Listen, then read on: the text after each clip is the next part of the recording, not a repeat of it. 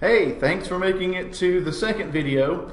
And this one has to do with what we were talking about in the first chapter. It's all in the opening. Now, if you read through that very short chapter, then you already know some of the things that I'm going to be saying.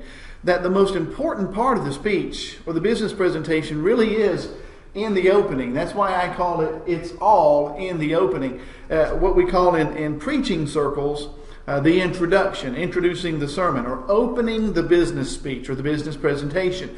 Listen, you have just a few moments to grab and harness and garner the attention of those who are going to be listening to you.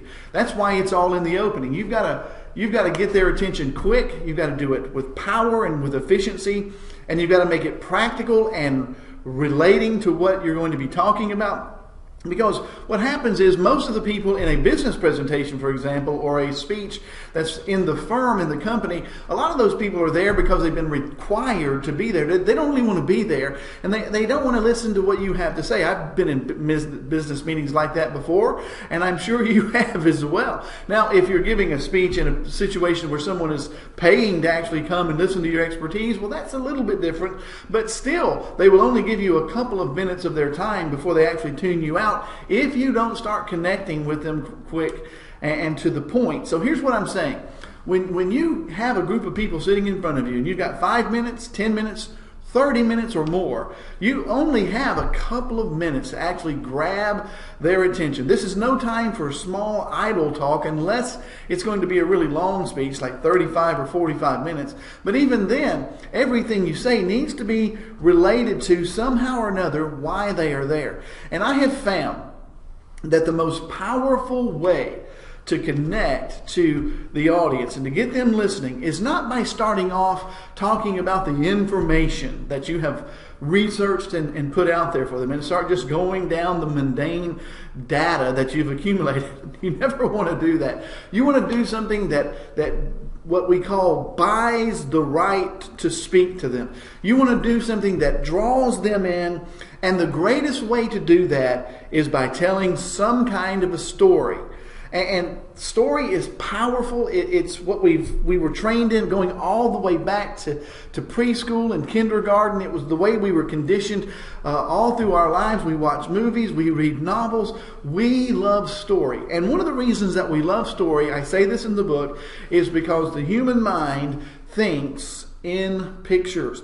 So when you start talking about a story, when you start relaying an event or something that involved yourself or someone that they know or some event that they can see in their mind, that's exactly what they start doing. They start seeing in their mind everything that you're saying. As a matter of fact, public speaking gives you the actual power over someone's mind. Let me demonstrate this. Try to not think about a black, purple polka dotted cow right now.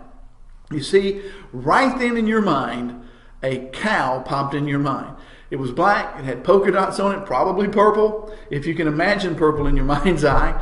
And you pictured it somewhere, either in a barn or out on a field somewhere, but you saw it.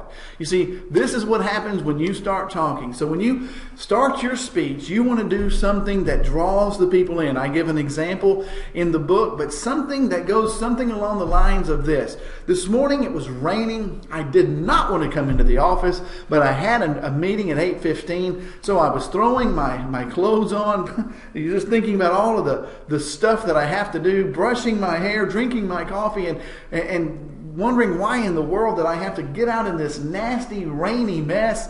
And then I got in my car, and no further did I get out of my driveway till I backed right into the trash can that the rain had washed down from my neighbor's yard, and it put a big dent in the side of my car. And man, this has been the worst day. Now, listen, that's not a very good story, but it is a very good story for this particular reason. You saw it. You saw me because I was the one telling the story, getting dressed in the morning. You saw me washing down the coffee and brushing my hair. You saw the rain. You saw me run out to my car. You saw me back out and hit the trash can. You saw the dent in my car. All of this is the way the human mind works. So when you're going to be giving a speech, you've got to start off with something that's related to what you're going to be talking about. The analogy that I give of the guy going over to the department store, the sporting goods store, and engaging in customers and eavesdropping on their conversations. This is a great way to talk about the failing economy, to make the point that he was going to be talking about. And as you think about what you're going to be talking about, you need to think about a story that will draw people in, that's connected to and related to everything you're going to be talking about in your speech. So it's all in the opening. And then after you get through that and you've drawn their attention in, then you just naturally segue, transition right in to the points that you're going to be making. We'll be talking about that in the next video.